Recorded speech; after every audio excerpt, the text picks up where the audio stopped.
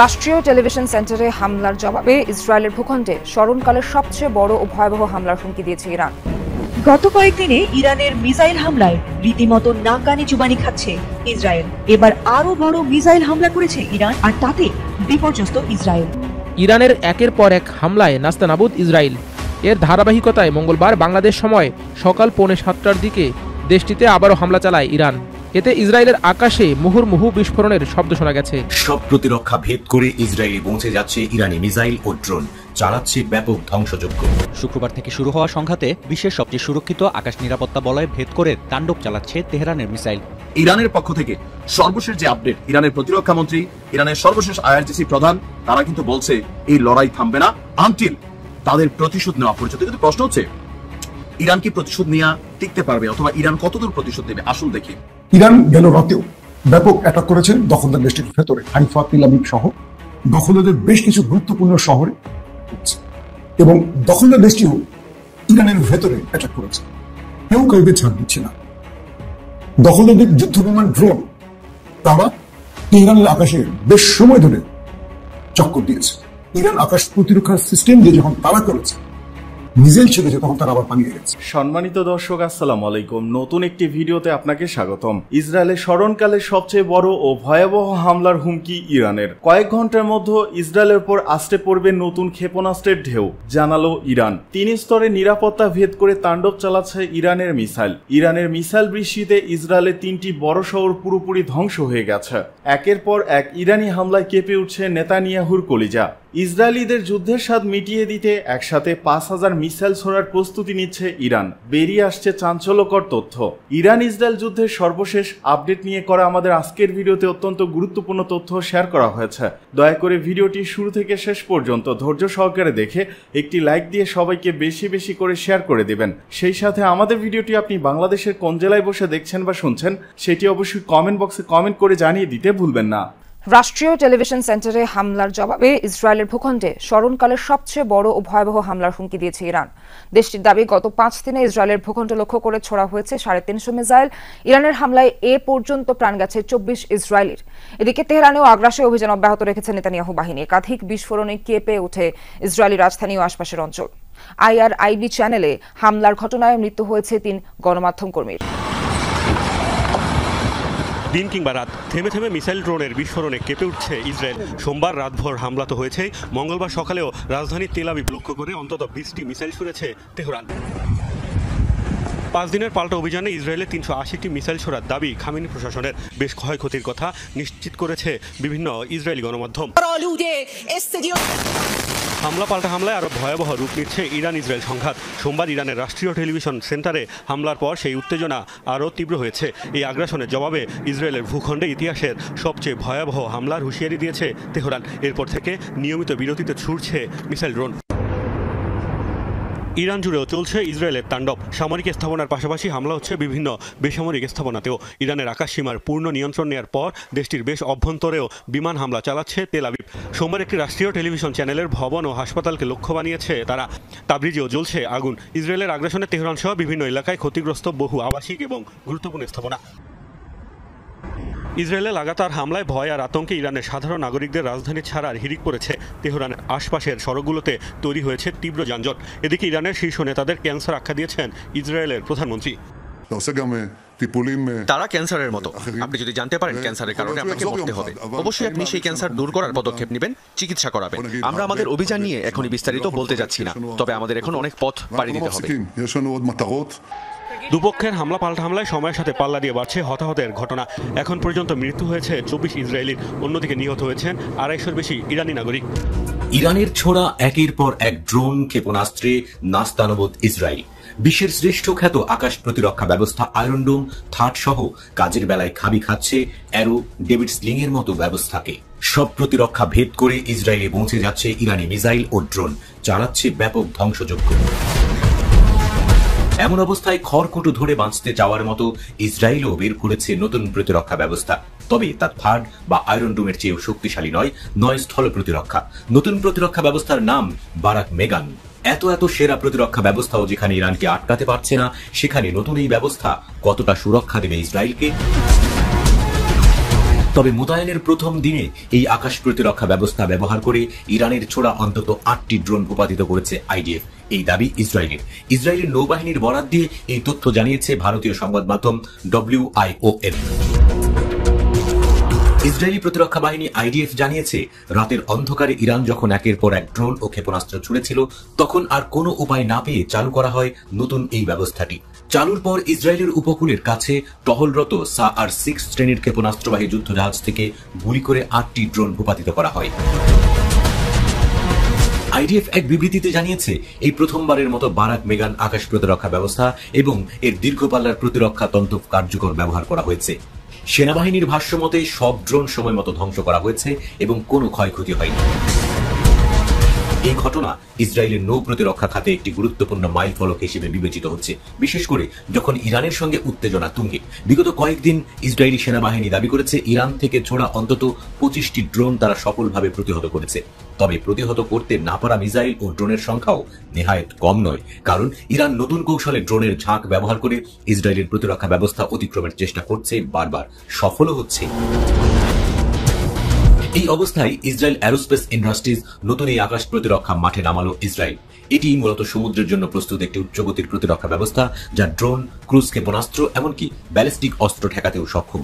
এই ব্যবস্থা স্থলভিত্তিক আয়রন ডোম কিংবা ডেভিড স্লিং এর মতো নয়, এটি সম্পূর্ণভাবে সামুদ্রিক যুদ্ধ জাহাজে ব্যবহারের জন্য তৈরি, বিশেষ করে শত্রুপক্ষের কাছাকাছি ঝুঁকিপূর্ণ জলসীমায় চলাচলের সময় নিরাপত্তা নিশ্চিত করতে। ইসরায়েলের উপকূলে থাকা প্রাকৃতিক গ্যাস সহ সমুদ্রে গুরুত্বপূর্ণ বাণিজ্য পথ সবই এখন ইরানি হুমকির মুখে। এসবের নিরাপত্তা নিশ্চিত করতেই সমুদ্র কেন্দ্রিক নতুন প্রতিরক্ষা ব্যবস্থার দরকার দেখা দিয়েছে। এই ভিডিওটির প্রথমেই আপনাদেরকে একটা তথ্য দিয়ে আমি নিশ্চিত করতে চাচ্ছি, ইতিমধ্যে গতকালকে থেকে সোশ্যাল মিডিয়াতে বা বিভিন্ন গণমাধ্যমে দেখছেন যে ইরান খুব দ্রুত একটা যুদ্ধবিরতি কার্যক্রম করার জন্য আরব রাষ্ট্রগুলোর শরণাপন্ন হয়েছে। আমেরিকার সাথে কিছুটা দেন দরবার করছে, নিশ্চয় দেখেছেন। আর এই বক্তব্যগুলো কে দিছে? পশ্চিমা গণমাধ্যম। এই বক্তব্যগুলো কে দিছে? ট্রাম্প। এই বক্তব্যগুলো কোন দেশের নিউজ মিডিয়াতে আসছে? যারা আমেরিকা এবং ইসরায়েলের মিত্র রাষ্ট্র, জর্ডান, সৌদি, মিশর সহ আরো কিছু রাষ্ট্র। এগুলা নির্লজ্জ মিথ্যাচার। কেন বলছি?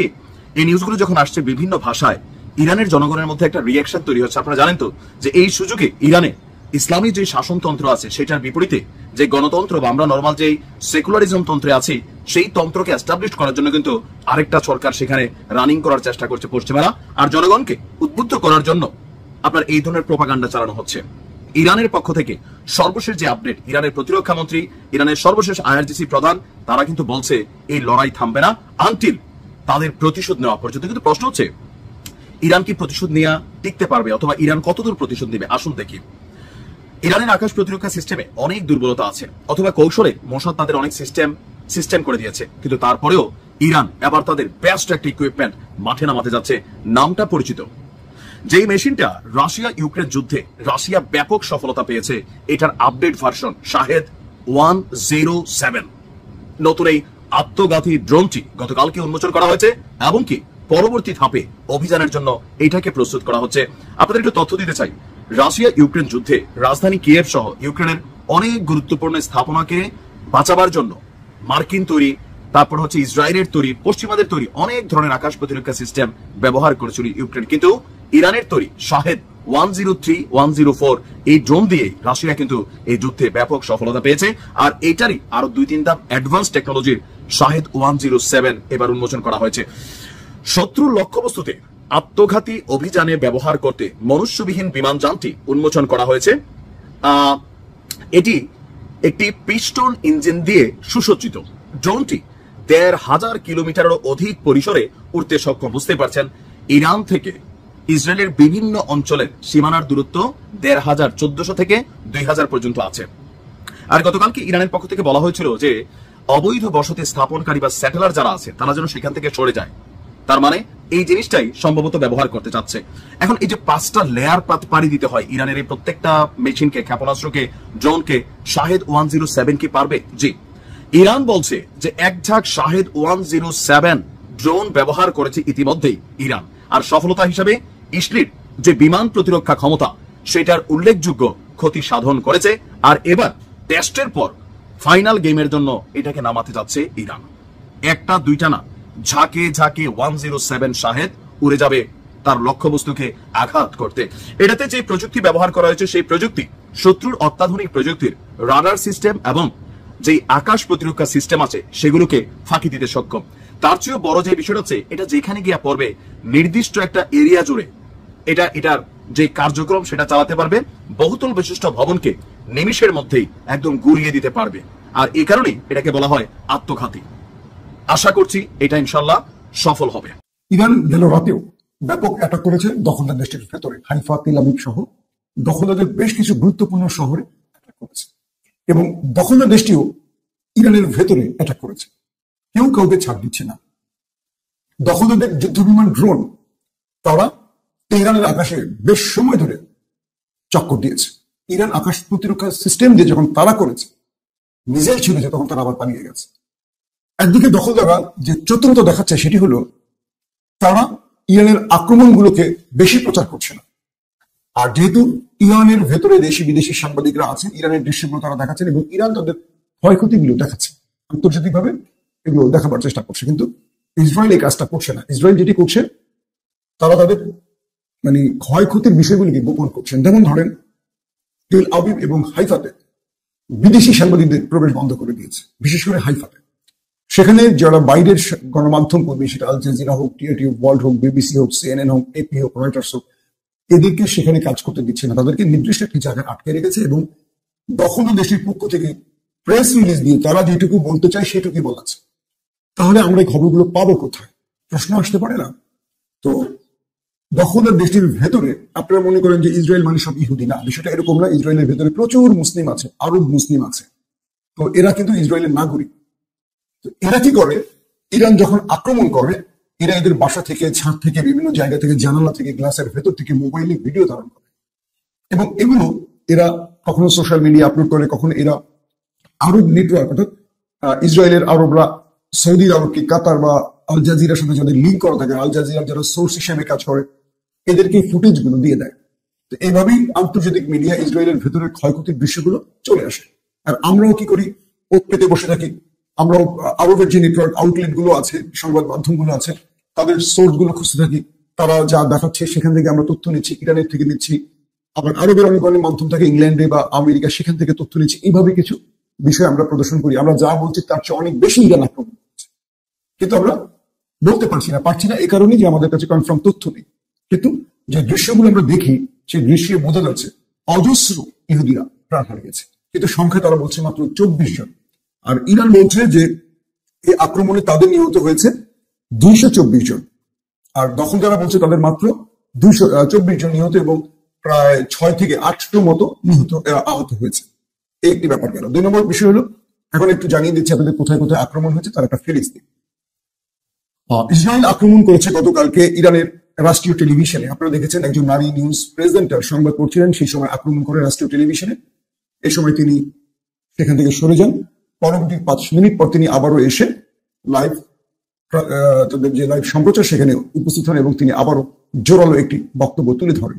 এরপর আমরা কি দেখলাম, যে ইসরায়েল আক্রমণ যে করলো ইরানের রাষ্ট্রীয় টেলিভিশনে, তো সেই তথ্যটি ইরানের মাধ্যমে জানা গেল যে 3 জন কর্মী, ইরান সেই রাষ্ট্রীয় টেলিভিশনে যারা কাজ করেন, গণমাধ্যম কর্মী, তারা নিহত হয়েছে। এই একটি ব্যাপার গেল। 2 নম্বর হলো যে তেহরানের কয়েকটি জায়গায়, যেমন নাতাঞ্জ পারমাণবিক প্রকল্প, সেখানেও শক্তিশালী আক্রমণ করেছে ইসরায়েল এবং বলা হচ্ছে সেখানে ব্যাপক শব্দ হয়েছে এবং ধোঁয়ার কুণ্ডলী দেখা গেছে।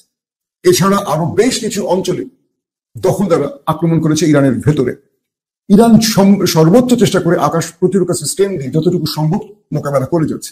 এর প্রতিক্রিয়া ইরানও তেল আবিব, হাইফাতে ব্যাপক মিসাইল হিট করেছে এবং বলা হচ্ছে যে পুরো হাইফাটাকে একেবারে লন্ডভন্ড করে ফেলেছে। আমি কিছু ভিডিও দেখেছি, যে ভিডিওগুলো দেখে আমি আপনাদের প্রচার করতে পারছি না সমস্যার কারণে। দুপুরে কিছু কিছু জিনিস আমি এডিট করে প্রচারের চেষ্টা করব।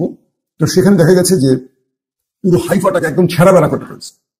ওদের যে পাওয়ার প্ল্যান্ট শেষ করে ফেলছে, ওদের সেখানে কিছু বাণিজ্যিক আপনার জ্বালানি কেন্দ্র আছে, এগুলো শেষ করে ফেলেছে, সেরা ঘাঁটি আছে, শেষ করে ফেলেছে এবং পুরো হাইফাটাকে এখন দেখার মতো, গাজার মতো দৃশ্য করে ফেলেছে হাইফাটাকে বোঝেন ইরানের বেঁচে থাকার লাইফ লাইন। অর্থাৎ এখান থেকেই তাদের জাহাজে করে অস্ত্র আসে, এখান থেকে তাদের পুরো পৃথিবীর সাথে বাণিজ্যিক জাহাজ পরিচালনা হয়। এটি হলো বাংলাদেশের চট্টগ্রাম। আমি এই কথাটি আপনাদেরকে দীর্ঘ 2 বছর ধরে বলছি, যেমন বাংলাদেশ আমাদের লাইফ লাইন, আর কি চট্টগ্রাম। তো পুরো পৃথিবী থেকে তার বাণিজ্যিক পথটি হলো এই হাইফা। তো ইরান এটাকেই টার্গেট করছে বেশি করে। আর তেল আবিবের ভেতরে যে টার্গেট গুলো করছে সেটা হলো মোসাদের স্থাপনা, সিনব্যাতের স্থাপনা, প্রতিরক্ষা দপ্তর, সেনা ঘাঁটি, নেতানিয়াহুর বাড়িতে আক্রমণ হয়েছে। তারপর তাদের বেশ কজন সেনা কমান্ডারদেরকে টার্গেট করে আক্রমণ করেছে। একটা বিষয় খেয়াল করেন, ইরানের শ্রেষ্ঠত্বের একটি জায়গা বলি, দখলদাররা মার্কিন যুদ্ধ জাহাজ নিয়ে চলে আসছে, এসে তারা ইরানের ভেতরে ঢুকে অ্যাটাক করে চলে যাচ্ছে একদম কাঙ্ক্ষিত ভাবে। ওই যে ভবনটা, ওই ভবনটাই তারা মিসাইল মারছে লক করে। ইরান কি করছে? দখলদারদেরকে কেউ আটকাচ্ছে না, তাদের এই অ্যাটাক গুলোকে পৃথিবীর কোনো দেশ ইন্টারসেপ্ট করছে না। কিন্তু ইরান যখন ইসরায়েলে আক্রমণ করে তাকে 2000 কিলোমিটার অতিক্রম করতে হয়, কখনো কখনো 2000 কিলোমিটারের চেয়েও বেশি। কারণ আপনার বাসা থেকে আমার বাসা যদি 1 কিলোমিটার হয়, এটা ধরেন পথ, কিন্তু ইরান তো শুধু একটি বাসাকে টার্গেট করছে না, ইরান থেকে হাইফা একরকম দূরত্ব, ইরান থেকে তেল আবিব আরেক রকম দূরত্ব। তো হাইফা বলতে তো হাইফা ছোট্ট একটা জায়গা না, হাইফার যত এরিয়া এটা তো ডিস্টেন্স আছে। তো 2200-2400 কিলোমিটার দূর। কল্পনা করেন যে 2000 কিলোমিটার দূর থেকে ইরান তার এয়ার টু এয়ার, যেটাই বলি সার্ফেস টু সার্ফেস, যেটাই আমরা বলি যে মিসাইল গুলো ছুটছে, এগুলো নিখুঁত ভাবে সেই জায়গায় গিয়ে আক্রমণ করছে। কয়েক ঘন্টার মধ্যে ইসরায়েলের উপর আছড়ে পড়বে নতুন ক্ষেপণাস্ত্রের ঢেউ, জানালো ইরান। ইসরায়েলের বিরুদ্ধে আরো ভয়াবহ হামলার হুঁশিয়ারি দিয়েছে ইরান। দেশটির এক সেনা কর্মকর্তা জানিয়েছে এই হামলা আগামী কয়েক ঘন্টার মধ্যেই করা হবে। তেল আবিবের ভূখণ্ডে শত শত ক্ষেপণাস্ত্র আছড়ে পড়বে বলে হুঁশিয়ারি দিয়েছেন তিনি। সোমবার রাতে ইরানের একটি রাষ্ট্রীয় টেলিভিশনে বোমা হামলার পর তেল আবিবকে লক্ষ্য করে হামলা চালিয়েছে ইরান। এখনো তেল আবিবের আকাশে ইরানের ছোড়া ক্ষেপণাস্ত্রের ধোঁয়া উঠতে দেখা যাচ্ছে বলে জানিয়েছে বার্তা সংস্থা রয়টার্স। গণমাধ্যমটি বলছে ওই হামলার পর এবার আরো ভয়াবহ ও ব্যাপক হামলার হুঁশিয়ারি দিয়েছে তেহরান। দেশটির সশস্ত্র বাহিনীর জ্যেষ্ঠ কমান্ডার কিউমার্স হায়দারি বলেছেন আগামী কয়েক ঘন্টার মধ্যে ইসরায়েলে আরো কঠোর হামলা চালানো হবে, তাদের উপর ড্রোনের শত শত ঢেউ আশ্রে পড়বে। ইরানের রেভলিউশনারি গার্ড বলেছে অল্প সময়ের মধ্যে ক্ষেপণাস্ত্রের নতুন ঢেউ তেল আবিবের উপর আশ্রে পড়বে। এদিকে গাজার ত্রাণ কেন্দ্রে ইসরায়েলের এলোপাথারি গুলি, নিহত 45। সবার নজর এখন ইসরায়েলের দিকে। এদিকে গাজায় গণহত্যা অব্যাহত রেখেছে দখলদার ইসরায়েল। মঙ্গলবার আল জাজিরা এক প্রতিবেদনে বলা হয়েছে খান ইউনুসের আল তালিহিয়া চত্বরে ত্রাণ নিতে আসা ফিলিস্তিনিদের উপর এলোপাথারি গুলি চালিয়েছে তেল আবিব। এতে কমপক্ষে 45 জন নিহত এবং কয়েক ডজন আহত হয়েছেন।